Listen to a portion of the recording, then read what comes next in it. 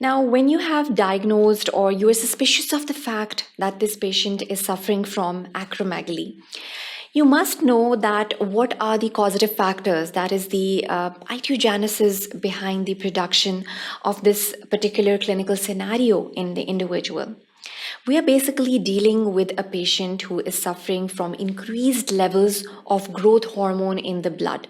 What are basically the factors that are causing the increased release of the growth hormone into the bloodstream?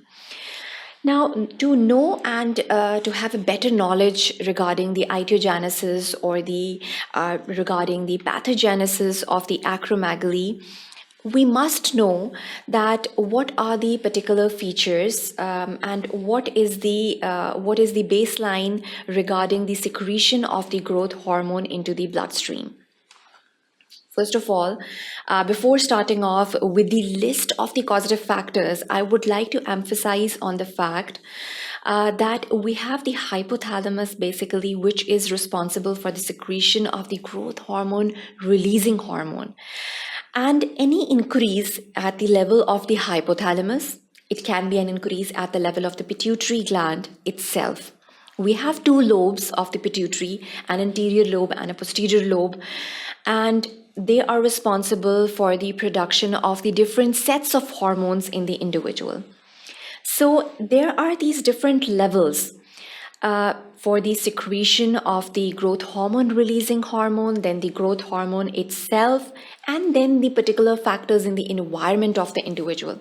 For instance, stress. Stress is one of the factors that can basically decrease the levels of the growth hormone secretion in the individual. And sleep basically induces the secretion of the growth hormone. So these can be some of the environmental factors that may influence the secretion of the growth hormone in an individual. For instance, when we have these patients of gigantism, and on the other hand, we have these patients of acromegaly, the causative factors are more or less the same at the level of hypothalamus, at the level of the pituitary gland. Obviously, in children, we have a different set of causative factors. It can be genetic factors that are leading to the growth extensions in the individual and leading to gigantism in the individual. Then it can be the general health of the individual as well. Intrauterine growth retardation is one of the key factors in the history that we have to look for, and that sometimes result in the growth retardation in the individual. So taking the history in detail in children is as important as you take the history in detail in adults as well. So you'd be taking the environmental factors as well into account, and obviously carry out the particular investigations and then lead your investigation in a particular direction towards a definitive diagnosis. First of all, obviously, you'll be making a differential diagnosis in the patient. Now, the list that I'll be discussing right over here, the list of the etiological factors, is basically the differential diagnosis that you can have in your mind when you have these patients of acromegaly. So it comes really in handy, basically, when you have these patients and you are being suspicious of the fact that they might be suffering from an acromegalic condition. So pituitary is sometimes densely or sparsely granulated with the growth hormone cell adenoma. So growth hormone cell adenomas is one of the diagnoses that we can have. It can be a mixed growth hormone cell, or it can be even the peripheral cell adenomas. Then we have the mammosomatotrope cell adenomas that we usually observe in these patients, depending upon the cell that is affected in that particular adenomatous condition. Adenoma is basically any kind of a benign tumor of the glands. So whenever we have these growth hormone cell adenomas, they can be depending upon the different cell types that are affected or that are produced in that particular benign condition. Then we have the plurihormonal adenomas that are basically responsible for the secretion of a particular hormone. So it can be either a growth hormone, it can be either the prolactin levels that are increased in the individual.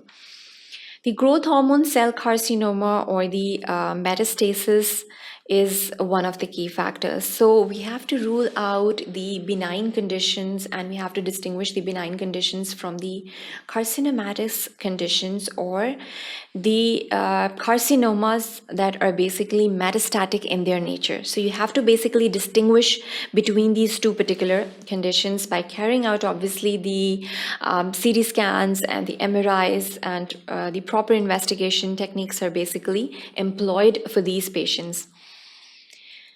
Then we have the multiple endocrine neoplasias. This is one, and then we have the GH cell adenoma. So it's the type 1 for these cell adenomas. Then we have the McCune-Albright syndrome. So it's basically a triad of syndrome, and there are other conditions also associated in these patients. So it's just not the increase in the growth hormone that is associated or that is seen in these particular patients. Then we have the ectopic sphenoid or parapharyngeal sinus pituitary adenomas. Again, the parapharyngeal sinuses are sometimes involved. And then we have the sphenoid bone. We know that the pituitary gland, it basically comes to lie in close contact with this bat-shaped bone that is present at the base of the skull.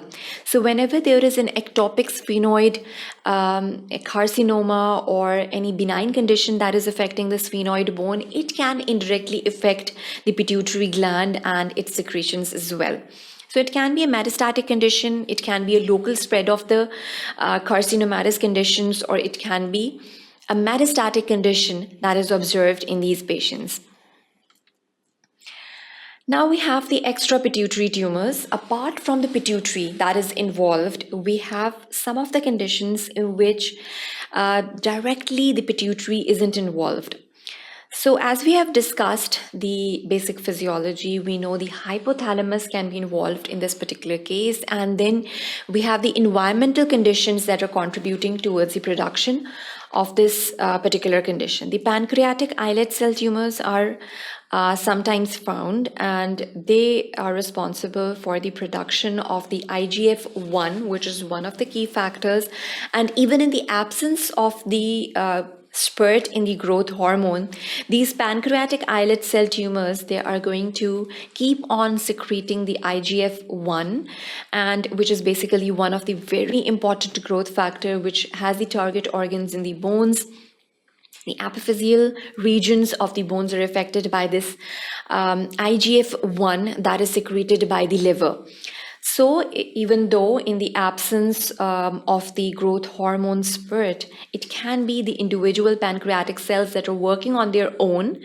And again, they are basically giving out a clinical picture in which we can be suspicious that there's an increase in the growth hormone.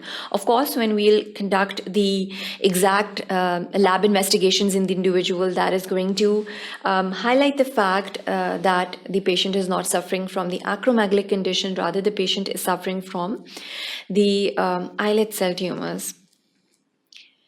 Then in patients, we can have lymphomas as well.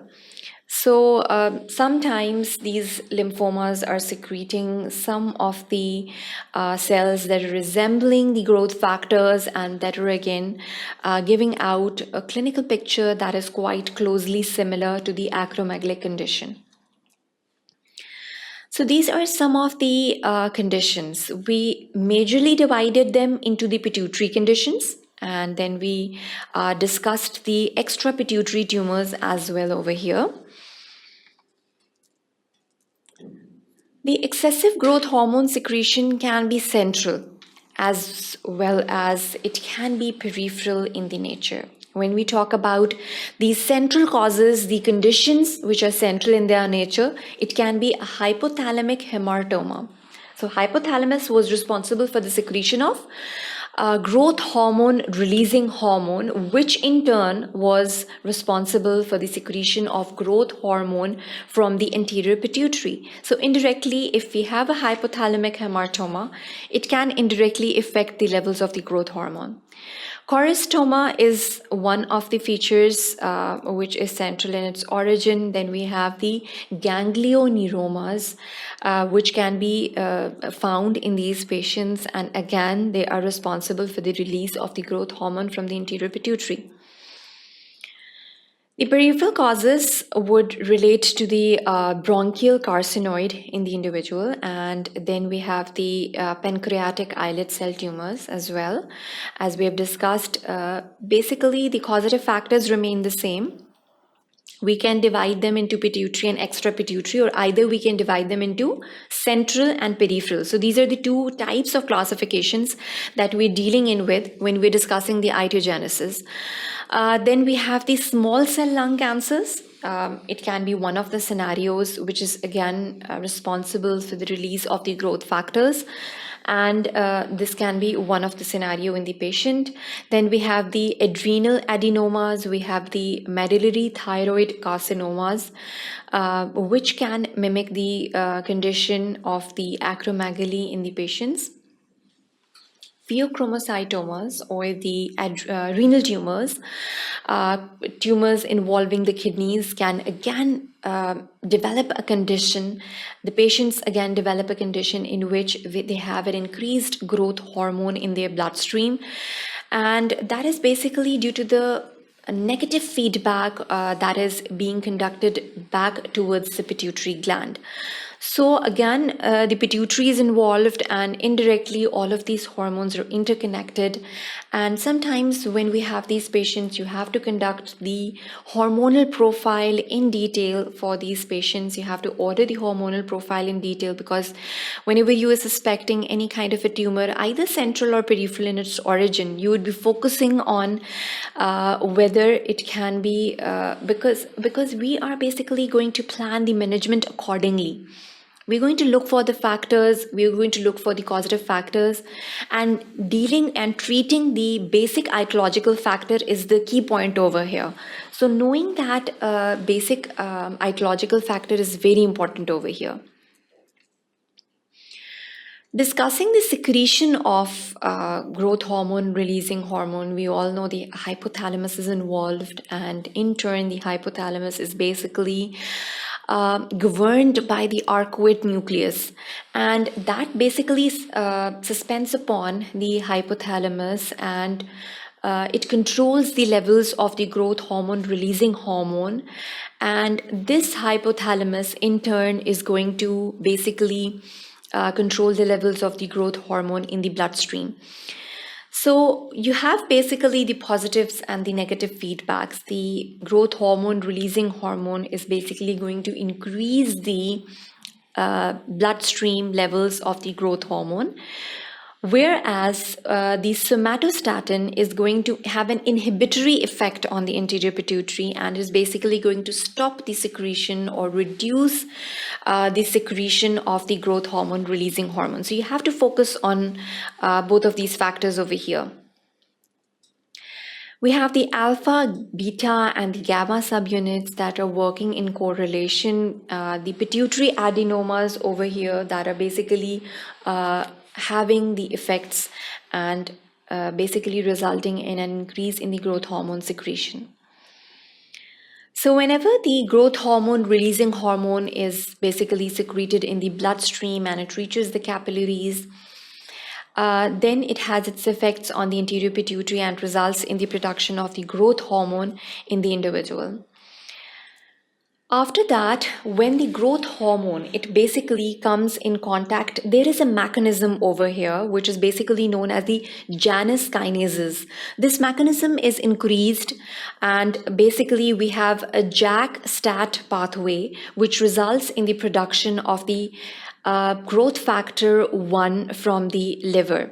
Basically, the ribosomes come in action, and there is a transcription factor, and the proteins are released, and we have this growth factor that is released into the bloodstream, and the target organs for this growth factor would be the epiphyseal regions of the bone, and obviously it is going to result in the growth spurt in the individual.